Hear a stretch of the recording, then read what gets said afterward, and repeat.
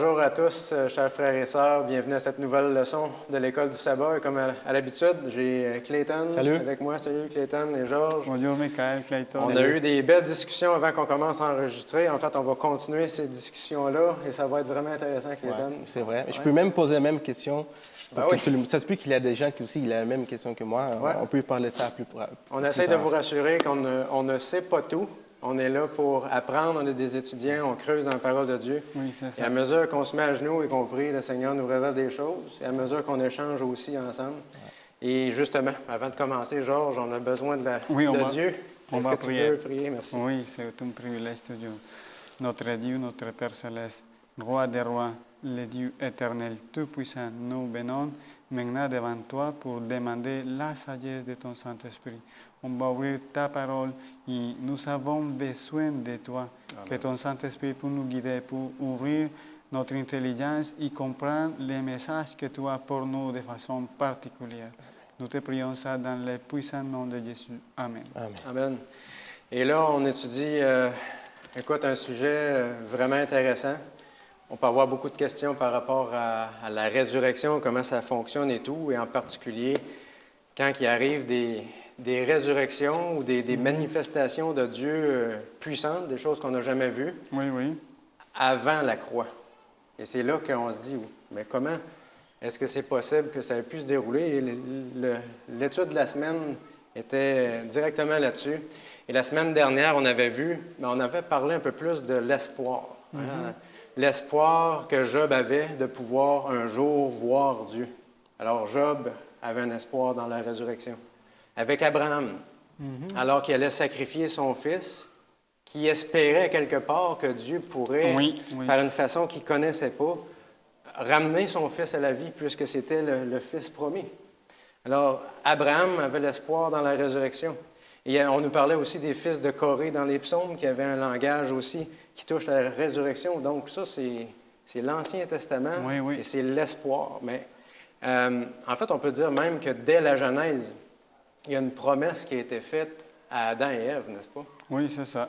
Qu'un jour, il y allait quelqu'un qui allait venir mourir à leur place. Est-ce que ce n'était pas justement le symbole de l'animal qui a été tué? On ne sait pas qui tenait le couteau, qui l'a tué, mais on sait que Adam et Ève ont été recouverts d'habits de peau, donc forcément, un animal est mort. Oui, c'est ça. Et ça, c'était une promesse que quelqu'un d'autre devait mourir à leur place. Oui, et c'est une chose intéressante parce qu'on voit que ces promesses, ça vient juste de la part de Dieu. Parce qu'on ne peut pas trouver ça ailleurs. Et ces gens sont des croyants et c'est ça qu'on peut constater. Même avant de plusieurs choses qu'on va mentionner aujourd'hui, on voit cet espoir et cet espoir vient de Dieu. Parce que ce sont des gens qui ont été privilégiés d'avoir une communion avec Dieu. Oui, tout à fait. Exact. Et dans l'Ancien Testament, là, je suis dans l'introduction, en fait, 1000 ans après le début du conflit, on dit à peu près 1000 ans, Enoch est enlevé au ciel. Oui. Donc là, on ne parle pas de résurrection, on parle de quelqu'un qui était vivant, sans mourir, qui est pris et emmené au ciel. Et 1500 ans plus tard, là, il y a une résurrection. C'est Moïse qui est ressuscité. Et après ça, on nous parle d'autres, on va les voir ensemble, Élie et Élisée. Il y a eu des résurrections de part et d'autre. Élisée a eu beaucoup plus de miracles, on va dire le double. Il avait demandé une double portion de l'Esprit. Les Écritures nous montrent le double de miracles dans le récit d'Élisée. Et là, il y a une résurrection aussi.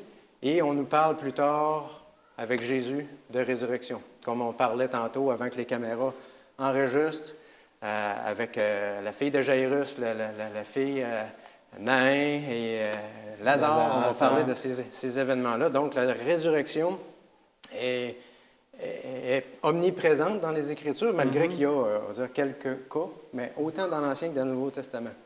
Et dimanche, on nous parlait justement de la résurrection de Moïse. C'est pour certains qu'on appelle les pères de l'Église, on va dire les successeurs des apôtres, ceux qui ont suivi, ceux qui étaient des évêques dans les différentes églises qui ont été organisées. À travers le temps, la compréhension a changé. En fait, on a eu un problème avec le fait que Jésus et le diable se disputaient le corps de Moïse. Parce que c'est ce que Jude, verset 9, nous dit. On se dispute le corps de Moïse. Mais je voulais savoir pourquoi il voulait Oui. disputer. Pourquoi En fait, il voulait disputer le corps de Moïse? On va le voir, justement. En fait, parce que là, il y a un conflit, on est d'accord, entre Dieu et entre l'ennemi. L'ennemi est là et dit, écoute, il est mort, il m'appartient. Et on se souvient pourquoi Moïse est mort? Oui, Parce qu'il avait frappé 2 fois le rocher. Désobéi. Il avait frappé au lieu de parler comme Dieu avait demandé. Il avait désobéi. Donc, le message, c'est la désobéissance n'est pas un moyen d'entrer en Canaan. Oui, On peut tirer une leçon. oui. Mais est-ce que Moïse est entré en Canaan? Non. Oui, puis non. Canaan céleste. non? Exact, oui. Est-ce Canaan que le céleste. Canaan céleste, c'est mieux que le Canaan terrestre? Mais oui, bien sûr. Donc, je ne suis pas en train de dire que les gars, il faut désobéir à Dieu pour rentrer dans le Canaan Non, c'est céleste. pas l'essence, ouais, non. Mais ce que j'entends là-dedans, c'est que Dieu a vu dans son serviteur un cœur repentant, Oui, oui. un cœur qui a reconnu son péché, qui était « Seigneur, je te demande pardon » avec les larmes sincères. Et Dieu a accepté cette repentance-là. Il a dit « Il m'appartient ». Et l'ennemi disait « Non, le corps m'appartient. Il a péché, il n'est pas entré en Canaan. Il s'est repenti, donc j'ai le droit de prendre mon serviteur et de l'emmener avec moi. » Oui. Il est en train de lui dire que la repentance, ce n'est pas l'atteinte de la perfection, on va dire, Humain. grecque ou humaine, ou peu importe le concept qu'on en a, Oui. mais la perfection est en Christ parce que ça lui donne l'autorisation de nous emmener dans la Canaan céleste. Oui, ça, c'est c'est ça. pas extraordinaire, ça? Oui. Oui, c'est merveilleux. Wow! Quelle histoire! Et là, on nous dit qu'il y en a qui veulent à tout prix, malgré tout, s'accrocher à cette formule.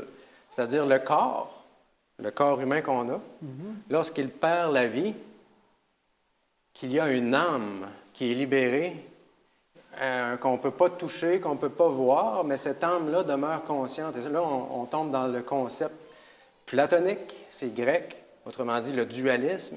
Oui. Il y a le corps et l'âme, ou l'esprit pour certaines personnes vont oui, c'est l'appeler. ça. C'est comme si le corps est une enveloppe qui emprisonne l'âme et que enfin, quand on meurt, l'âme est libérée et peut enfin jouir des cités célestes. Alors que le texte, Jude 9, nous dit non, non, c'est le corps qui est en jeu. Donc, le corps a quelque chose à voir dans la résurrection. Oui, exactement. Non, et quelque chose de remarquable dans cette histoire, Michael, Oui. c'est qu'on peut voir finalement le pouvoir de Jésus et de ses anges. Oui. Parce que finalement, on peut constater que Moïse est venu dans le temps de le Jésus humain en personne. Ça veut dire que Satan il a aucun pouvoir sur le corps de Moïse et c'est Jésus qui a remporté la victoire. Exact. Satan n'a aucun pouvoir sinon que d'aller aussi loin que la laisse.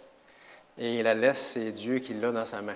Oui, c'est ça. L'ennemi ne peut pas aller plus loin que ça. Il y a un texte que j'aime qui nous dit que dans 1 Timothée, en fait, chapitre 6, les versets 15 et 16, 1 Timothée 6, 15 et 16, et ça nous parle de qui a l'immortalité.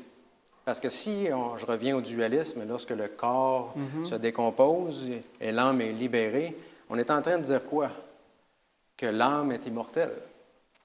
Qu'est-ce que nous disent les Écritures? 1 Timothée 6, 15 et 16. Cette apparition, le bienheureux et le souverain, le roi des rois et le Seigneur des seigneurs, le révélera au moment voulu.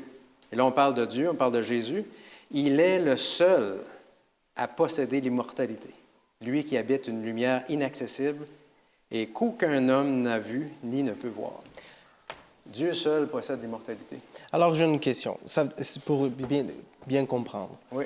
Dans ce cas-là, quand on meurt, notre corps physique, il va se décomposer parce que c'est fini.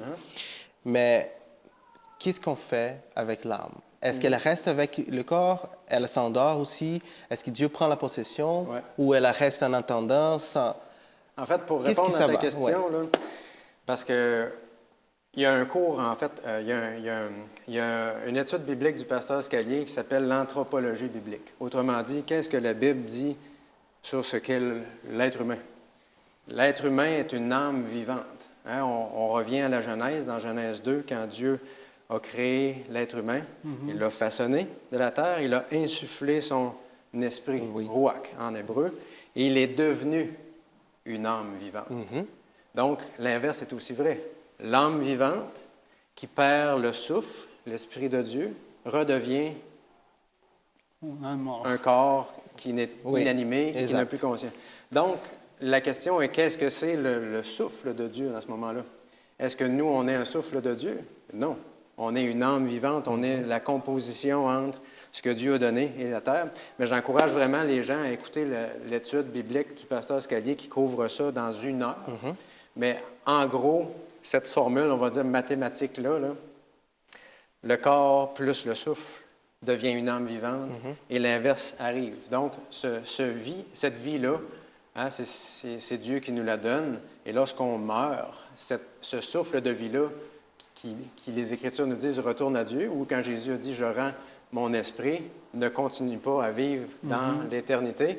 Mais on va voir avec vos études de cette semaine qu'il y a un sommeil dont il est question et qu'il y a un moment d'inconscience. Donc, Si j'ai bien compris, c'est un sommeil. un Dans ce sommeil, cas-là, exact. l'âme, notre esprit, il fait rien que reposer, mettons, si je peux le dire comme ça. Oui, en fait, Il n'y a pas de conscience, il n'y a pas d'action, il n'y a pas de conscience par rapport au monde qui continue à vivre, les gens. Exactement. Et on a des textes là-dedans. Je ne sais plus c'est qui avait cette journée-là, mais on apportera des textes pour appuyer ça. Il y en a dans Job, il y en a dans toutes les Écritures avec l'histoire de Lazare. Exact. Lazare dort. Les gens se moquent, mais non, Jésus est clair. Donc, là-dedans, j'ai parlé de Moïse. Moïse, il est ressuscité, mais il n'est pas uniquement un exemple de victoire en Jésus. Alors, parce que Moïse s'est repenti, donc on peut dire une victoire en Jésus, puisqu'il est entré au ciel, alors il est un exemple de quoi aussi? Bien, c'est le plan de Dieu pour nous, non? Oui, c'est le plan de Dieu pour nous. Parce que ce n'est pas juste pour Moïse. C'est pour tout Le le chemin monde. de Moïse est en train de nous dire, parce que quand on entre dans la transfiguration, je ne veux pas entrer dans tous les détails, mais on voit Moïse et Élie qui sont là. Moïse qui est passé par la résurrection, Élie qui a été emmené au ciel sans passer par la mort. Ces deux gens-là sont à côté de Jésus pour lui dire, écoute, tu as une victoire à remporter. Et cette victoire à remporter-là était sur le point d'être remportée à la croix. Mais dans l'Ancien Testament, elle n'était pas encore remportée. Et dans l'histoire de Moïse, c'était ça. On se dispute le corps. Et l'ennemi dit, écoute, tu n'as aucun droit légal, comme tu disais tantôt, de prendre ce corps-là. Mais que l'Éternel te réprime. J'ai tous les droits. Et c'est un indicateur de la victoire qui s'en vient et de ce qui va arriver quand je vais venir établir mon royaume. On voit le pouvoir du pardon aussi. Amen. Et c'est bon, c'est juste souligner ça, que pour Dieu, le temps, ce n'est pas comme nous. On ne peut pas voir ni le futur ni le passé. Mais Dieu, il connaît vraiment le futur et le passé aussi. Oui. Et il est capable de nous guider. Ça, c'est l'important. Dieu va nous guider pour que nous puissions trouver l'offre qu'il nous donne, que c'est la vie éternelle. Oui, puis je vous lis un court texte, en fait, dans 1 Thessaloniciens, chapitre 4, et vous connaissez ce passage-là sur la résurrection.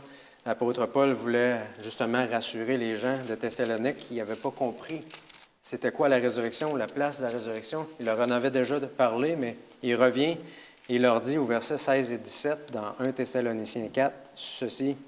En effet, le Seigneur lui-même a un signal donné, à la voix d'un archange et au son de la trompette de Dieu descendra du ciel. Et ceux qui sont morts en Christ ressusciteront d'abord.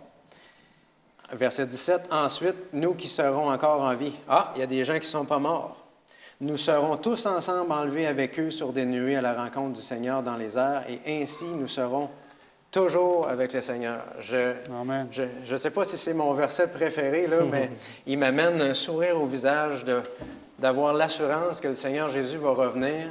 Il va ressusciter ceux qui ont accepté Jésus comme leur sauveur, Oui. qui ont eu un cœur repentant, qui voulaient sincèrement suivre Dieu. Et ceux qui l'ont attendu vont tous être emmenés ensemble Amen. pour être avec le Seigneur pour toujours. On pourrait dire encore beaucoup de choses sur Moïse, mais Moïse, c'est la résurrection. Et là, je passe la parole à Clayton, Oui. parce qu'il y avait des cas aussi dans l'Ancien Testament de résurrection. Puis pour entrer dans la leçon de lundi, moi, j'aurais une question aussi, Oui. pour faire une comparaison avec Moïse, puis les autres résurrections, mettons, qu'on va voir, mettons, que c'est le cas les deux veuves qui ont eu ces enfants ressuscités aussi. Je voulais savoir, je voulais juste comprendre plutôt, je comprends que Moïse, il a ressuscité, puis il était déjà allé au ciel automatique. Et il n'était pas sur terre, si j'ai bien compris. Il a décédé, mais il n'est pas ressuscité puis continué sur terre. Il était déjà au ciel, correct? En fait, il a été enterré, Oui. Moïse, sur terre. Oui. Quand il est ressuscité sur terre.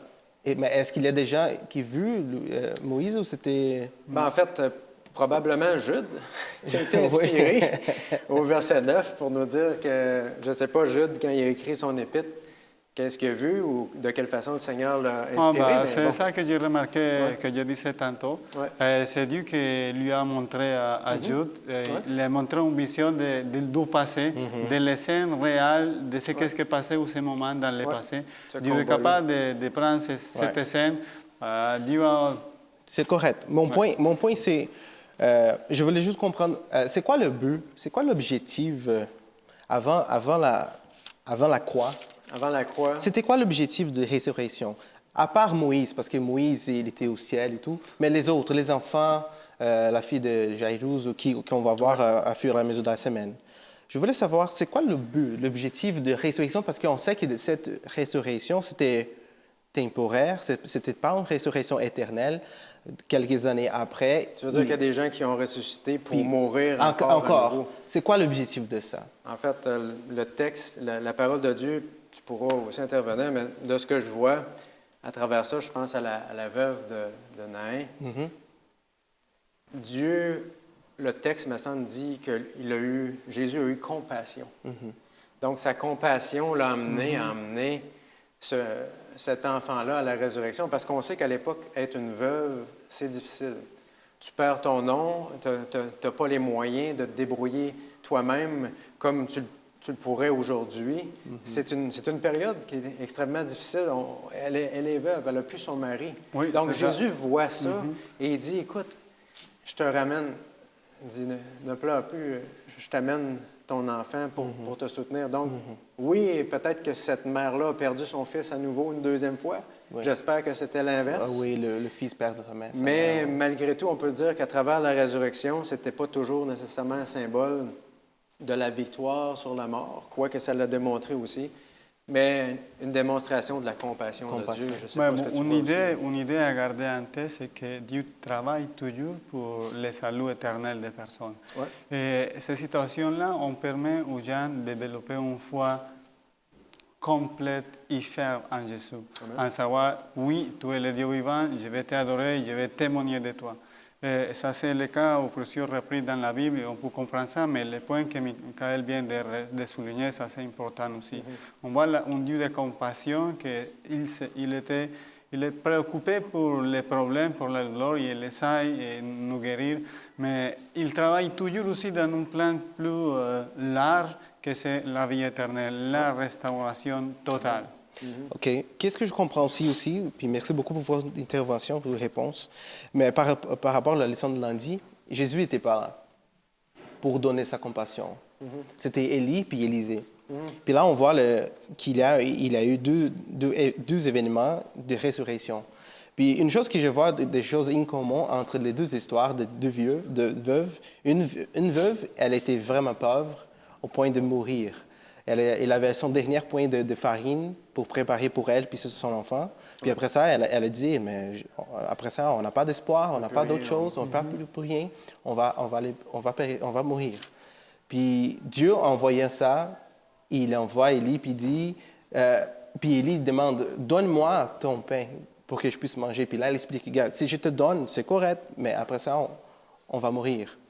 Puis là, on voit la foi de cette veuve de obéir puis faire cette geste de foi, de donner qu'est-ce qu'il avait comme nécessaire pour faire qu'est-ce qu'il demandait. Ouais. La même chose avec l'autre veuve, qu'elle avait aussi la foi de voir que cette personne, cette prophète, elle était une prophète, un homme C'est un de homme Dieu. de Dieu, oui. Puis monter une chambre seulement pour lui, mais plus que ça. Quand son fils est mort, elle avait la foi, tellement la foi qu'elle a laissé déjà son fils dans le lit de prophète, puis elle allait chercher le prophète pour faire quelque chose pour elle. Alors je vois que la similarité, c'est la foi. Ouais. La foi, et puis je pense que la foi donnait cet espoir, le pouvoir qu'Élie puis Élisée puissent comme faire cette geste d'amour par Dieu, c'est sûr, de ressusciter les enfants Oui, c'est ça. des veuves. Alors, c'était intéressant pour moi de voir ça. Puis, une autre chose aussi que j'ai remarqué, qu'il y avait une similarité. Les deux femmes, ils n'ont rien demandé. Elles n'ont rien demandé à Élisée puis à Élie par rapport à qu'est-ce qu'ils voulaient. Élie a demandé, donne-moi son dernier morceau de pain. Puis elle a juste obéi. L'autre femme aussi, elle n'a pas demandé d'avoir un enfant, mais c'était comme un geste d'amour. OK, qu'est-ce que je peux faire pour t'aider? Mais les deux, ils étaient prêts à servir. C'est ça que je voulais remarquer aussi. Et puis, OK, les deux étaient prêts à servir et ils ont servi les prophètes, mais après ça, ils ont eu la mort des enfants. Puis là, c'est sûr que là, ils ont demandé, s'il vous plaît, aide-moi avec mes enfants et tout. Alors, c'est ça que je trouve intéressant. C'est rien demander de contraire, puis aussi la foi là-dedans. Ouais. Et tu disais tantôt, je veux pas te reprendre, mais on va dire Jésus, c'est Dieu qui a porté ce nom-là quand il est venu sur la terre. Jésus avait, un autre nom, je ne sais pas. Mais on va dire Jésus était présent dans ces deux histoires-là, même s'il n'était pas là corporellement, oui, bien sûr. à travers ses prophètes. Puis il a encore une fois, dans ces histoires-là, montré sa grande compassion. C'est vrai. Son immense amour dans des gens qui souffrent et qui ont besoin d'être soutenus. Écoute, le Seigneur a fait... Un geste d'amour. Ah, écoute, c'est extraordinaire. C'était de pas voir. nécessaire, alors. Alors, ce que ça me dit à moi aujourd'hui, c'est que Dieu voit les moments difficiles qu'on traverse et il pleure avec nous. Il veut consoler nos enfants, il veut consoler notre épouse, il veut faire du bien à nos familles, parce que c'est une famille qui est là. Et Dieu est là pour renforcer, soutenir les familles. Et ça me fait du bien de voir qu'il y a Dieu qui s'occupe de ça. C'est ça. C'était pas nécessaire de faire la résurrection. Mais parce que Dieu, il est tellement amoureux qu'il oui, pour lui, oui, c'était nécessaire de faire ça pour démontrer son amour. Amen. Ouais. Et en même temps, encore une fois, un gage d'une victoire à venir. Parce que si Dieu a ressuscité ces gens-là, ben c'est parce qu'il est plus fort que la mort, non? Amen. Oui, exactement. Et la mort vient du péché. Ouais. Donc, forcément, Dieu va remporter la victoire sur le péché. Autrement dit, Dieu va régler une fois pour toutes le péché. Dieu est plus grand, Dieu dirige tout, et la mort ne sera plus. Exact. Et il y avait, merci Clayton, dans la journée de mardi, justement, on parlait de la veuve de Nain. Alors, Georges, tu veux nous parler de ça? On va parler de ça, mais je voulais juste mentionner que avant que Jésus prenne le chemin pour aller vers cette place à Nain, il avait déjà guéri le cerveau du centurion. Et il a fait un miracle aussi, il continue à travailler. C'est juste toujours avoir en tête, le ministère de Jésus était vraiment là, il travaillait pour sauver l'humanité. Sa compassion, ça n'était pas juste une compassion pour avoir pitié, mais c'est une compassion qui restaure, c'est une compassion qui guérit. Les gens qui suivaient Jésus avaient son cœur ouvert, ils pouvaient dans ses paroles trouver l'espoir, ils pouvaient trouver la réponse à les choses difficiles de la vie. Mais aussi quand Jésus faisait un miracle, il ne le faisait pas juste pour la personne, il le faisait aussi pour les autres. Mais il faut tenir en compte aussi qu'il était en train de donner une éducation à les 12 apôtres. Et on voit ces résultats jusqu'à aujourd'hui, parce que l'évangile est né avec juste 12 personnes et quelques autres. Et on voit aujourd'hui le christianisme est consolidé comme une des religions les plus nombreuses au monde. Mais ça, ce n'est pas juste que d'autres que pour le pouvoir de Dieu. Et ça, c'est l'appel que cette leçon nous fait à nous. On peut croire parfaitement et complètement à Dieu parce qu'il va nous aider. Et elle est là pour nous comprendre, même si des fois on ne peut pas trouver la réponse parce qu'il faut tenir compte. La veuve de Naïm, elle était juive, elle était croyante, elle allait à l'église, mais elle avait perdu son mari. Peut-être on n'a pas des informations, mais peut-être elle a perdu de ses enfants parce que c'est normal dans ce temps-là avoir des familles aussi nombreuses.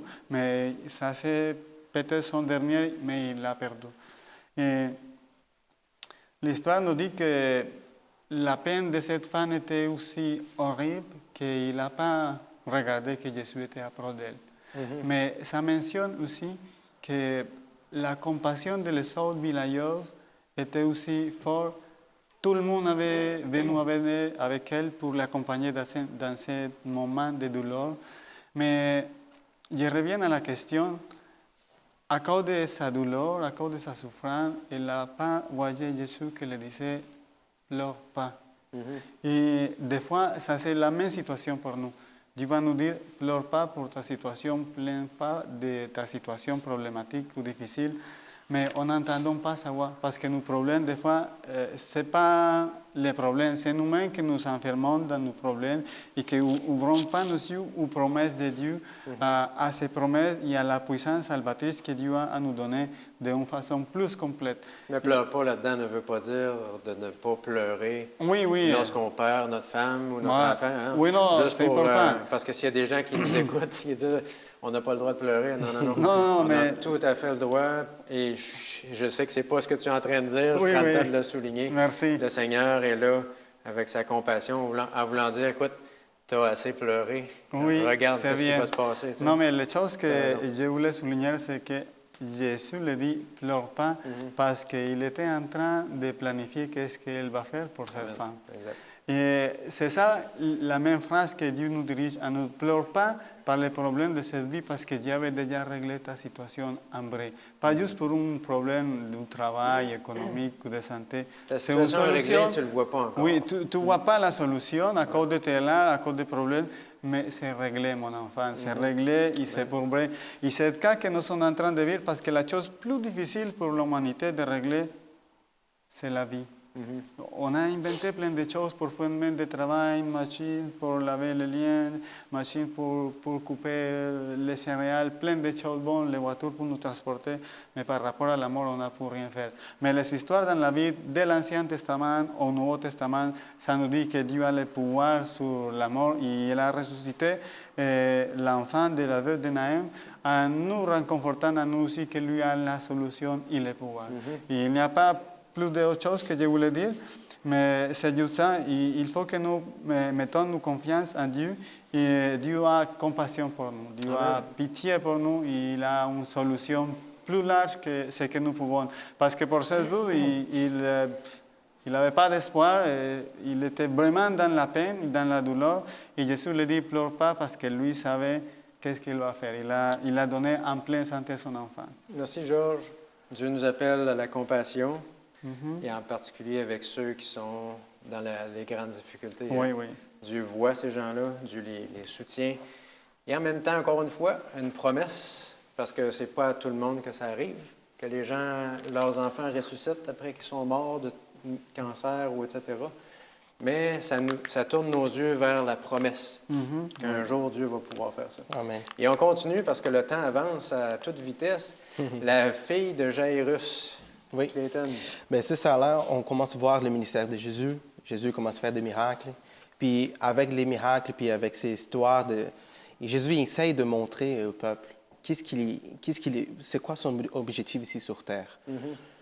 Parfois, non, je suis sûr que Jésus, il essayait de donner des exemples visuel pour montrer, regarde, voici, moi, je suis ici pour donner la vie. Oui, le pouvoir je suis la vie, exact. C'est pas théorique seulement. C'est pas théorique. Alors, ça change beaucoup. Ça change tout, en fait. Oui. Puis je voulais vous lire notre verset de la semaine qui s'est trouvé en Jean 11, 25 et 26, qui Jésus dit, « Moi, je suis la résurrection et la vie. Moi, regarde-moi, moi, je suis la résurrection et la vie. C'est lui qui croit en moi, encore qu'il soit mort, vivra. Et quiconque vit et croit en moi ne mourra point à jamais. Crois-tu cela? C'est comme si Jésus est en train de dire, mes amis, je ne sais pas si vous avez déjà compris, mais moi, je suis la résurrection et la vie. Pas je peux ressusciter. Exactement, Je suis. Alors, pour essayer d'aider à comprendre ça, Jésus, il a fait des miracles. Puis un autre miracle que Jésus est en train de faire, c'est pour la fille de Jairus. La fille de Jairus, elle avait 12 ans. Jairus, il n'avait pas d'autre chose à faire que courir vers le maître et dire, Seigneur, aide-moi, ma fille est en train de mourir. S'il vous plaît, aide-moi. Et Jésus attend son appel, puis il commence à aller vers elle. C'est sûr qu'entre-temps, le chemin, il avait un petit stop par rapport à l'autre dame qui avait aussi une maladie. Puis entre ces temps-là, il lui disait, Jairus, c'est déjà trop tard. Ça vaut pas la peine. Ça ne vaut pas la peine. Ne dérange pas le maître. Exact. Mais là, qu'est-ce que Jésus dit? Jésus dit, Crois-toi. Crois n'ayez seulement. pas peur, crois seulement. Alors, parce Ça, que... c'est un appel pour nous aussi. Quand nous sommes dans les problèmes, il faut continuer à croire. Exactement. Ouais, Même si exact. on voit déjà qu'il n'y a pas de solution. Oui. C'est déjà fini. Ma fille est déjà morte. Elle est déjà morte. Sauf que Jésus, il voyait au-delà de ça. Puis il dit, n'ayez pas peur, crois seulement. Crois seulement. Mais quand Jésus arrive à la maison, il avait beaucoup de bruit, il y avait beaucoup de gens qui pleuraient très haut pour exprimer son deuil par rapport à la fille. C'est correct, c'est correct pleurer, c'est correct exprimer la tristesse, mettons si je peux le dire comme ça. Ouais. Mais Jésus dit, mais pourquoi il dit, je vais juste essayer de dire exactement, pourquoi cette agitation et ces pleurs? Mais Parce qu'à pourquoi? l'époque, il y avait aussi des gens qui étaient engagés pour pleurer. En plus. Pour rendre C'est ça un un peu prophète. théâtral et encore, on va dire, pire que la situation ne Exact. l'était. Mais il n'y a rien de pire que quelqu'un qui se force à pleurer, non? Exact. Mais imaginez-vous si là maintenant on décide de prendre la marche ici puis aller dans une salle funéraire. Puis entrer dans la salle, tout le monde est en train de souffrir puis mourir, de pleurer. Puis là on entre puis dit, mais pourquoi vous pleurez là? La personne juste dort. Les gens vont regarder pour toi. Qu'est-ce que tu fais ici là? Ouais. Puis c'est exactement ce qu'ils ont fait avec Jésus, parce que eux ils n'étaient pas prêts. Puis ils ne comprenaient pas aussi qu'est-ce que Jésus était en train de dire. Alors, qu'est-ce que Jésus devait faire? Il devrait montrer en action. OK, vous ne croyez pas encore en moi. OK, laisse-moi vous montrer quelque chose. Il demande tout le monde sortir de la maison, entre avec seulement, je pense que certaines personnes à la chambre. Les proches, ouais. Puis voilà, il fait le miracle, puis la fille est ressuscitée. Mais une chose très intéressante puis curieuse, il demande de ne pas dire à personne. C'est ça que j'ai trouvé intéressant. Il voulait montrer que, oui, la fille, elle n'est pas morte, elle dort seulement. Mais pourquoi, ça c'est une question que je vous pose, mais pourquoi Jésus, alors, il voulait montrer puis démontrer que je suis la résurrection et la vie, puis voici un miracle, voici l'exemple que je suis la résurrection et la vie. La fille, elle vit encore, mais s'il vous plaît, parle pas à personne. Ça dépend de où Jésus est situé, mais dans les cas où Jésus va dire de rester un peu discret, il faut se rappeler que derrière Jésus, il y avait une foule de gens qui essayaient de le piéger, des gens de la Judée, des pharisiens, etc. Donc, autrement dit, d'étendre son ministère Oui. à tout le monde va nuire à son ministère. Donc, C'est autrement dit, ce compréhensible. n'était pas nécessairement Oui, c'est ça. le moment. Oui. Alors que dans d'autres occasions, à Génézareth, il va dire aux démons, allez-y, Allez. va dire. Ouais. Donc, Jésus était stratégique, était Ouais. prudent, parce qu'il voulait faire en sorte que son ministère soit le plus efficace possible. C'est Mais ça. comment cacher un miracle comme ça? Écoute, c'est sûr que C'est quand difficile. Jésus a dit à des gens, ne le dis pas à personne, ben ça arrivait souvent qu'ils Parce partaient. que puis ils faisaient imagine la malgré mère puis le père en train de pleurer puis entre dans la chambre. Après, si tu regardes la mère puis le père en train de sourire, mais ils ne peuvent pas dire rien. tout. Et Ils ça ont- me dit quelque chose d'important sur la compassion de Dieu, justement. Dieu, sachant que ça allait nuire à son ministère, faisait le miracle malgré tout, Malgré tout. parce qu'il était tellement touché par la douleur Oui, des exact. gens. Donc, la Oui, compassion de Dieu, elle déborde. Oui. Tu sais, même si ça a des conséquences sur son ministère, je me dis, wow, Seigneur, Ouais. tu nous aimes Un Plus bon qu'on peut amour. imaginer. Exact. Puis c'est la beauté parce que l'amour de Dieu parfois dépasse. C'est ça, Jésus. Ça se peut que Jésus il avait un autre temps de ministère, plus longtemps que 3 ans et demi, mais à cause des circonstances, parce que l'amour de Dieu, il dit non, mais il faut que je fasse ça. En tout cas. Oui, c'est ça. Ouais. Alors, c'est beau de voir ça. Ouais. Belle histoire. On ne devrait pas avoir peur, on ne devrait pas s'inquiéter, on devrait seulement croire. Comme dit le ouais, texte, c'est croyez cette phrase, seulement. croyez seulement. Et croire va nous aider à faire face Ouais. à la réalité. On a une autre histoire, celle de Lazare, qu'on connaît bien, mais qu'on veut revoir, Georges. Oui, Parle-nous bah, de ça. c'est une histoire que j'aime bien parce que ça s'était passé juste presque, on pourrait dire presque à la fin du ministère de Jésus.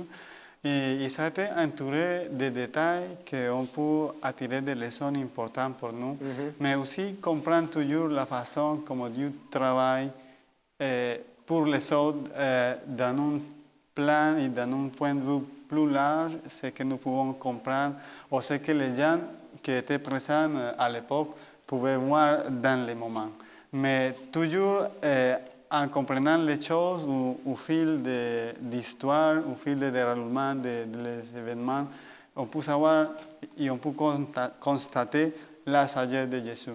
Et j'aime bien ça parce que l'histoire commence à mentionner que c'est un homme de Béthane, et il était malade, l'histoire nous donne des contextes pour qu'on peut tracer comme quelque chose de véritable et de réel, cette histoire-là. Ce n'est pas juste une fantaisie, c'est quelque chose de réel. C'est ça qu'on mentionnait tantôt. Il y avait des gens vraiment mal intentionnés vers le ministère de Jésus qui ne voulaient pas donner le crédit, ils ne voulaient pas donner la gloire à Jésus comme le Fils de Dieu. Et ils le prenaient juste pour un trompeur, ils le prenaient pour une mauvaise personne, ils le prenaient pour quelqu'un qui était de la part de Satan, pas de la part de Dieu. C'est incroyable quand on y pense, hein? Oui, oui. Parce qu'on parle de Jésus. Là. On parle de Jésus. On parle d'un caractère parfait, Oui. toujours rempli d'amour, de compassion, d'arrêter de prendre des enfants sur lui et de penser que cette personne-là est animée de l'esprit d'ennemi. Oui, ben c'est ça qui nous même donne. étonnant, non? Ça nous l'esprit donne. humain. Oui, ça nous donne deux réalités. C'est savoir que l'ennemi est aussi puissant, qu'il arrive à nous tromper pour nous faire croire les choses véritables comme fausses et les choses fausses comme véritables. Et ça, c'est ce qui est arrivé dans le cas de Jésus. Ouais. La autre situation triste, c'est que c'est ses frères. C'est le même peuple juif dont sorti les pires ennemis de Jésus qui voulaient nuire son ministère et qui voulaient le tuer aussi. Et on va le constater je vais lire quelques versets. Dans 11, Oui, l'histoire se déroule dans le chapitre 11 de Jean, le verset 1 ou 44. 1 à 4. Non, 1 ou 44, mais on ne va pas tout le lire. Je vais dire quel verset est-ce que je voulais lire. On va lire le verset 6. Michael, tu pourrais nous dire l'idée avec ça, s'il vous plaît? Ouais. Jean 11, verset 6. Quand il eut appris que Lazare était malade, il resta encore 2 jours à l'endroit où il était. Puis il dit aux disciples, retournons en Judée. Ok, on va faire une petite introduction dans le temps. Il avait reçu un message qui lui dit ce que tu es malade. Et Jésus n'a rien fait, il a resté comme s'il ignorait ça. Et après, il reste toujours à la même place, Et les disciples se demandent c'est quoi là? Sans rien dire, sans rien faire. Et les disciples, ils ne comprenaient pas. C'est pas ton ami, ça? Oui, exactement. Mais ça, c'est la façon que tu réagis avec les amis, avec les gens que tu mènes à manifester, que tu trouves la paix là-bas et que tu trouves ça comme ta famille proche. Et après les 2 jours, Jésus dit, OK, on va retourner. Dans le verset 8, il dit, Rabbi, les Juifs, tout récemment cherchaient à te lapider et tu vas retourner là-bas. Et c'est ça qu'on commence à voir l'engagement de Jésus pour ses amis et pour faire le bien. Et après, c'est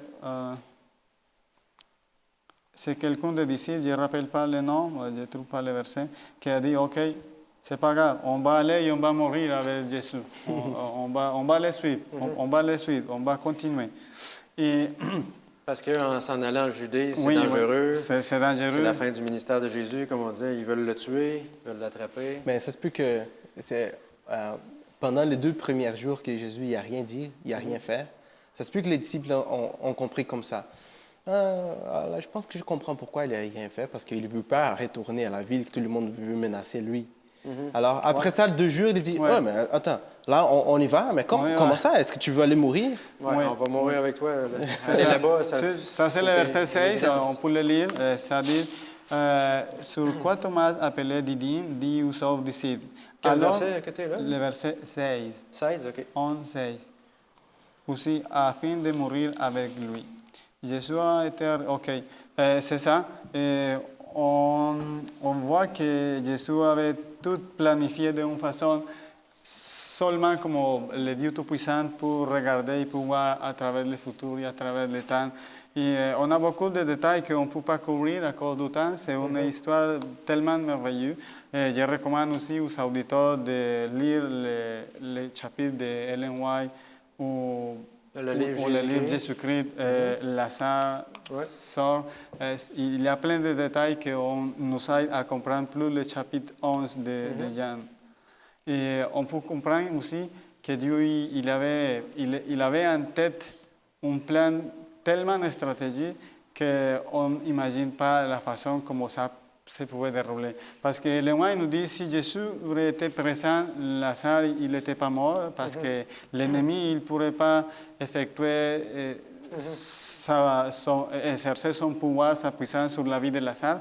Ça c'est important, mais ça n'était pas écrit dans la Bible, mais c'est le mois qui nous aide à comprendre plus ça. Mais en fait, c'est qu'on ne voit pas, mais c'est dans la Bible. Oui, c'est dans la Bible. C'est juste que ce n'est pas écrit textuellement, mais on sait que Dieu, c'est la vie. On peut le voir dans la Genèse, la création et tout. Oui, donc, c'est ça. C'est certain que, autrement dit, les écrits d'Ellen White sont une lumière Oui, sur la parole de Dieu, mais je suis c'est- d'accord avec toi, il faut lire entre les lignes des fois. Oui, exactement. Il faut aussi apprendre à approfondir dans la parole de Dieu pour comprendre le message que Dieu a pour nous. Une chose que j'aime bien, c'est que la foi de Marie, on dit Marie? Marthe et Marie. De Marthe et Marie, il a resté toujours solide.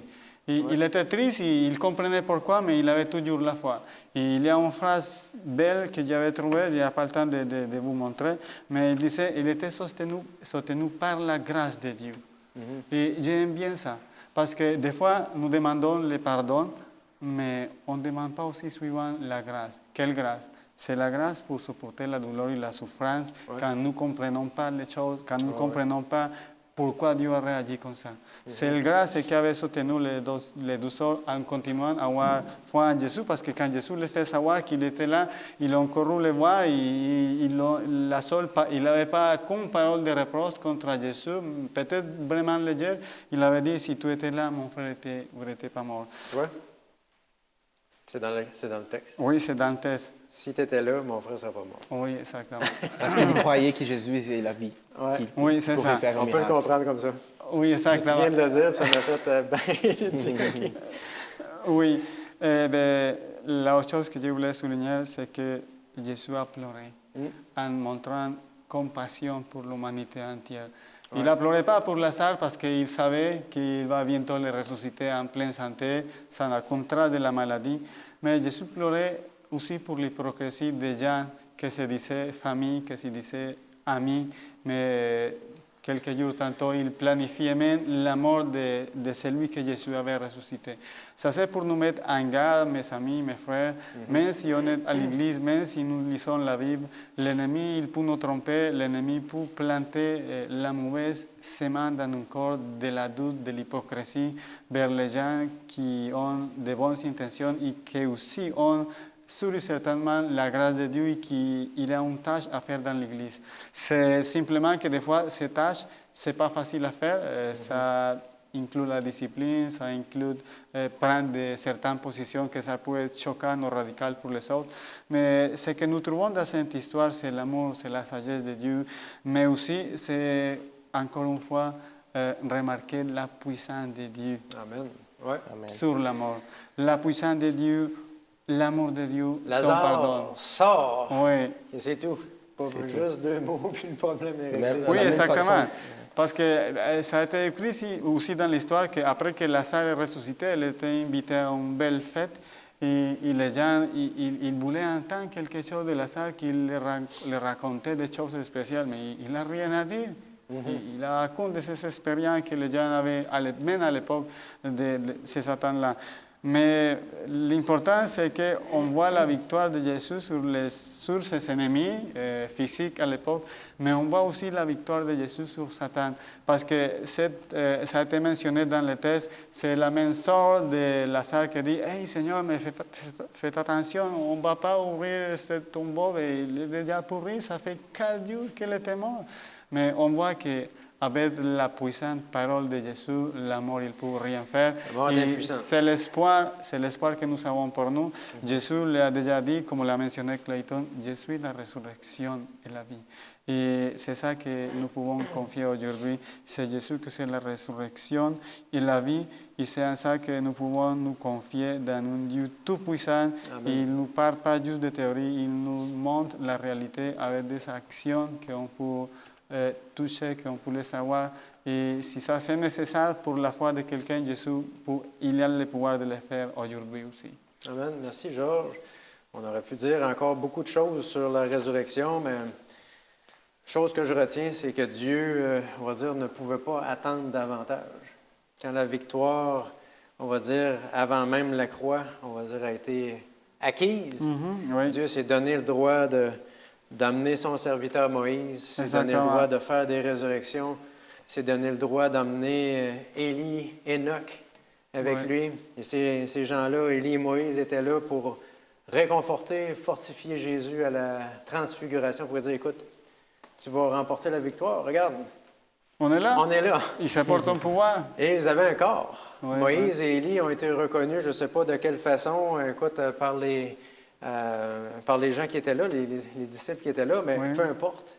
Ils avaient un corps. Oui. Et Jude avait raison. Moïse, son corps était disputé.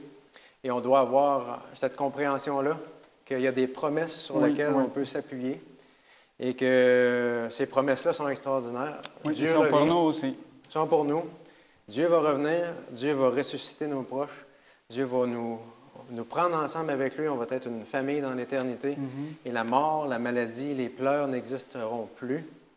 Il n'y aura qu'un monde parfait. On doit terminer déjà là-dessus, mais Dieu nous invite justement à se tourner vers ses promesses. Peut-être que vous avez perdu des proches, mais si le Seigneur ne les ressuscite pas tout de suite, qu'ils ont accepté Jésus comme leur sauveur et Seigneur, vous pouvez avoir l'assurance que ce sera que partie remise. Alors là-dessus, je me tourne vers Clayton. Tu veux terminer avec la prière, s'il te plaît? Oui. Prions. Merci Seigneur.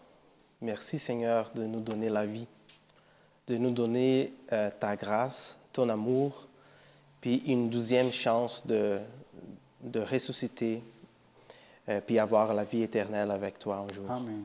Merci Seigneur pour ton amour, puis ta compassion, de nous montrer que l'histoire de cette monde ici, on comprend que ça résume toujours en mort, mais là, vous avez venu ici dans ce monde pour changer l'histoire, puis nous donner une 12e chance, puis nous amener au ciel avec toi. On a compris cette semaine que Jésus est la résurrection et la vie. Nous, on veut avoir cette résurrection un jour aussi à travers Jésus-Christ. Merci beaucoup pour cette grâce encore une fois, de nous donner cette leçon d'école de sabbat pour apprendre plus par rapport à ça. Reste avec nous pendant cette semaine qui revient. C'est ça qu'on demande, on prie, en nom de Jésus. Amen. Amen. Merci, Xavier.